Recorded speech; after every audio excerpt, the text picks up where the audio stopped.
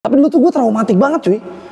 Saking gue punya hubungan yang, aduh gue sentimental nih kalau bahas PS. Itu pas COVID, kan gue udah punya duit, maksudnya udah bekerja. Gue beli PS, gue izin ke bapak gue cuy. Serius lo udah segede itu? Iya. Gue sekarang percaya bahwa hidup ini tentang trade off. Lo dapet ini, lo akan hilang ini. You gain some, you lose some gitu. Nah itu tuh buat gue adulting banget. Lo gak harus selalu lari, lo boleh jalan kaki. Tapi lo jalan terus. Hi, it's me, your Uncle G.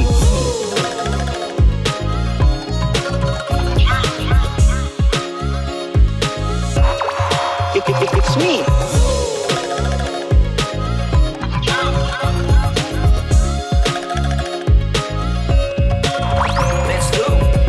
Hai, it's me, your Uncle G. Baik lagi di programnya The Shining Star. Kita akan lebih ngobrol seru-seru tentang keluarga dan masa kecil. Dan kali ini bareng sama Jerry Arvino. Gimana kabar? Sekarang capek sih. Kan gini ya, kadang ada toxic productivity. Exactly. Yang merasa bahwa, yang gue tanamin juga ke diri gue sendiri, lebih baik harus kerja daripada cari kerja. Lo belakangan gimana secara spiritual, mental sama pikiran? Gue merasa sebenarnya yang gue juga sebenarnya lagi evaluasi jujur itu adalah bersyukur ke Tuhan, bersyukur gitu. Kan ada orang yang katanya kalau senang doang nyari Tuhan, kalau sedih doang atau susah doang nyari Tuhan, kalau senang enggak. Nah kalau gue sih senang, gue masih bersyukur sama Tuhan. Tapi dedicated time-nya yang gue rasa kurang. Karena gue sempat ada fase dimana kayak tiap hari ada kayak baca renungan gitu ya. Jadi gue rasa itu yang gue butuh luangkan waktu sih. Kalau dari mental, gue ada banyak perubahan di hidup gue yang butuh adaptasi banget. Perubahan setelah gue nikah. Jadi itu beda banget tuh ternyata tuh. Ini belum fase gue punya anak ya. Terutama juga gue merasa bahwa ini udah terjadi sebelum kami nikah. Tapi ini dilanjutkan bahwa gue sama istri gue tuh beda bidang kan. Dan jam kami tuh beda banget. Maksudnya gue pulang syuting bola jam 5, dia mau siap-siap pergi. Dan gue nonton bola malam dong. Dan gue mesti nonton untuk bisa lebih komprehensif, untuk bisa membawakan gitu. Ini tidur lah. Gitu loh. Jadi suka gak ketemu tuh waktu. Weekend kan dipikir office hour nih. Weekend saatnya sama suami. Lah suaminya sibuk dong weekend. Orang gue kosongnya weekdays. Day off gue aja weekdays. Beberapa hari di weekdays gitu loh. Nah itu yang menurut gue masih beban pikiran. Tapi gue belum nemu solusinya. Tapi ya makanya gue mau celebrate small wins gitu sih kalau ada waktu sama dia gitu. Apa sih permasalahan yang lagi lo alamin belakangan? Atau lo lihat sekitar nih terkini? Gini, dalam hidup kita kan ada fase-fase kan, yang itu melibatkan peran-peran lo dalam lo menjalani hari demi hari gitu. Nah gue merasa itu sih proses adaptasi yang baru dan gimana ya, walaupun kita misalnya punya orang tua aja kan gue bersyukur orang tua gue masih komplit gitu. Tapi ada hal-hal tertentu yang gue gak bisa diajarin siapapun selain gue ngalamin sendiri.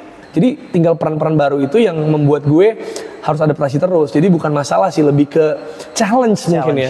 Jerry, bagaimana masa kecil lo dahulu men? Masa kecil gue cucu pertama. Spotlight lumayan banyak tuh dulu waktu gue kecil gitu kan. Jadi orang yang care gue sama care sama gue banyak, yang taking care of me gitu dan give me attention and love gitu. Jadi gue nggak pernah merasa kurang soal itu sih. Makanya katanya mungkin gue bisa pede juga karena masih fokusnya gue doang jadi kayak gue cucu pertama kakek gue gitu loh. Jadi kan kayak semua orang ke gue nih attentionnya. Tapi gue merasa pas makin gede jarang memuji, nyaris tidak pernah, ya kan? Tapi punya standar tertentu yang harus dicapai gitu. Dan ya pasti kan kalau nggak tahu antar orang tua tuh kadang suka membandingkan gitu, tapi kitanya denger misalnya kan, nah kayak gitu-gitu. Nah ya gue kecil juga ada di situasi yang cukup ekstrim nih kiri kanan nih. Jadi kalau bapak gue nggak bisa banget nyokap gue tapi bolehin gitu-gitu. Nah itu yang membuat ya sebenarnya balance. Gue nggak merasa kehilangan itu. Jadi disiplin dapat. Bebasnya atau passionnya juga dapet. Lo suka banget eksplorasi, nyoba banyak hal. Ini sekarang gue mau nanyain sebuah hal yang menurut gue seru banget. Lo ada gak game yang lo mainin sekarang? Sebenarnya semakin besar sih gue mainnya makin mengerucut ya. Sekarang sih gue cuma main FIFA lagi. Bagaimana peran bermain game ini tuh terhadap masa kecil lo dahulu dan juga bagaimana peran game ini menyelesaikan masalah lo? Sebenarnya kalau ini sih justru malah cenderung lebih berjalan emosional di masa kecil gue. Karena jadi dulu itu gue nggak pernah boleh punya PlayStation. Selain gue ranking 1. Oh ranking 1 dulu? Harus. Tapi bukan yang tetap dipandang buruk. Karena sekarang gue menerima manfaatnya yang tadi gue bilang. Justru dia membuat dia membuat gue bekerja keras dalam mendapatkan sesuatu karena itu susah gitu. Kalau sekarang kan gue dapet manfaatnya gitu. Tapi dulu tuh gue traumatik banget cuy. Saking gue punya hubungan yang, aduh gue sentimental nih kalau bahas PS. Itu pas COVID, kan gue udah punya duit, maksudnya udah bekerja. Gue beli PS, gue izin ke bapak gue cuy. Serius lo udah segede itu? Iya. Dan ketika gue ketemu FIFA Ultimate Team, itu tuh ada challenge. Ada challenge kayak lu kalau cetak gol pakai kaki kiri 3 kali, lu dapet tek. Lu kalau mini quest. Tapi untuk dapat pemain ini lu mesti 4 mini quest. Baru bisa dapat pemain yang lu mau. Ibaratnya gitu. Bagi gua itu adalah small wins. Dan gue tuh bisa merasakan sense of achievement ketika ting. Itu tuh. Yes. Kompetitif kan. Jadi yang gue lawan adalah itu. Gue bisa nggak sih achieve itu? Itu challenge yang gue lakukan. Nah itu yang gue rasa mempengaruhi gue untuk keep me going sih sebenarnya. Kompetitif ini pun lo dapetin dari bokap dan juga bagaimana lo mendapatkan sesuatu hal kayak gue bisa dapetin tapi emang butuh usaha keras lah. Ini nyambung juga. Mumpung lagi ngomongin masa kecil. Ini pertanyaan sentimental banget buat gue tapi gue nggak tahu nih sentimental buat lo atau enggak. Kapan lo menyadari lo tuh bukan anak kecil lagi men, lo udah dewasa. Ini secara general ya yang gue inget sekarang ya kalau pas lo nanya. Gue merasa gue sedang beranjak dewasa dan mungkin sudah dewasa di saat gue mulai harus menentukan keputusan dari berbagai macam pilihan dengan segala resikonya. Oke, jadi keputusan ini apa sebab akibatnya? Iya, jadi ya ada pilihan-pilihan dilematis yang menurut gue, aduh ini emang adulting lagi. Contoh simpel. Hidup kan punya prioritas sekarang. Waktu sama teman-teman gue jelas tergerus karena gue harus bagi waktu dengan diri gue, istri gue misalnya, mertua gue, orang tua gue juga yang beda kota gitu, atau gue juga bekerja, ya kan? Jadi kan tergerus nih ini. Terus gue kan kayak bucin lah ya, maksudnya gue sangat in lah sama istri gue gitu. Kan gue masih kerja, jam kerja beda, kan? Aduh, gue mau dua-duanya tapi nggak bisa. You cannot have it all. You have to choose. Gue sekarang percaya bahwa hidup ini tentang trade off. Lu dapet ini, lu akan hilang ini. You gain some, you lose some gitu. Nah itu tuh buat gue adulting banget. Karena ketika lu kecil, lu akan di-provide buat lu gitu. Walaupun belum nggak semua orang kayak gitu ya.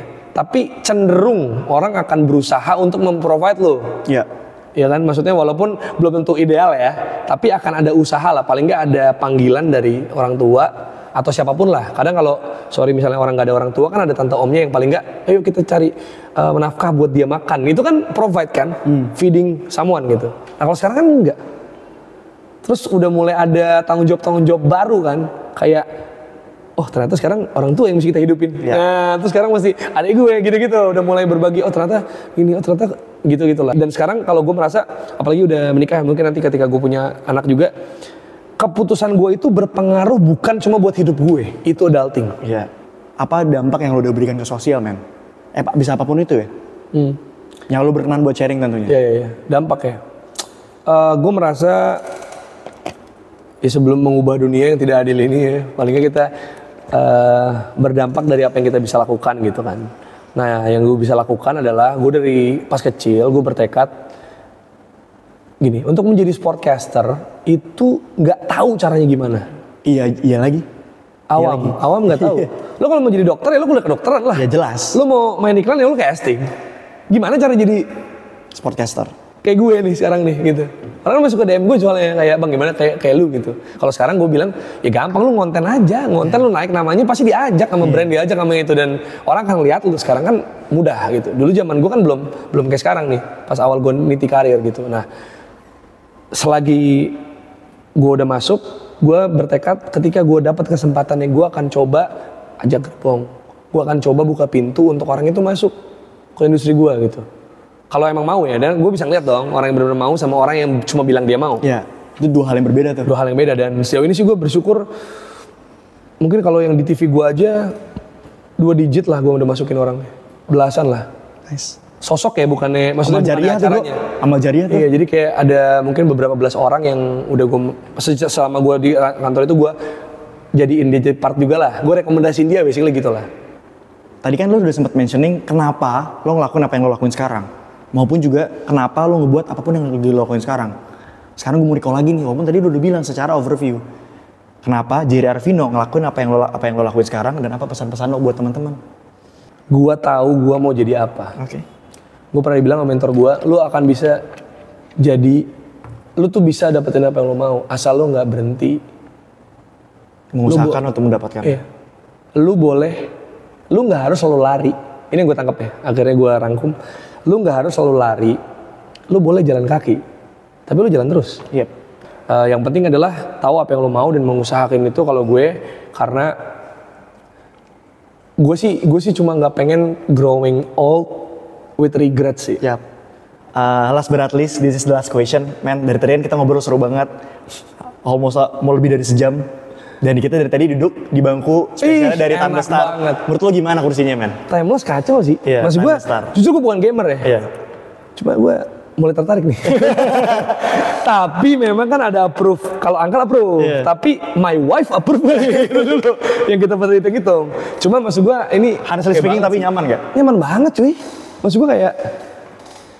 Jujur gue gak terlalu biasa ya duduk di kursi gaming. Karena gue bukan gamer kan. Tapi nggak apa-apa kan ya kalau bukan gamer tapi Udah beli apa-apa kursi banget. gaming. Malah banyak yang pakai buat kerja atau malah Enak buat banget lagi. well-being.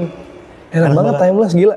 Pas beberapa minggu lalu kan gue ulang tahun kan. Istri gue nanya mau apa. Mestinya Timeless gue bilang. Thank you banget buat Timeless Star yang udah memperkenankan kita ngobrol-ngobrol di sini di showroomnya yang ciamik banget. Yang kita bisa bilang biasanya Starship Studio. Dan tentunya tadi kita udah ngomong apa adanya nih terkait kursi gamingnya Timeless Star, dan ini beda t-shirtnya. Kalau lo mau tahu lebih detail, langsung klik link di bawah atau bisa DM. Teman-teman, thank you banget. Gua Uncle G. Jadi Arvino. Bye-bye. See you.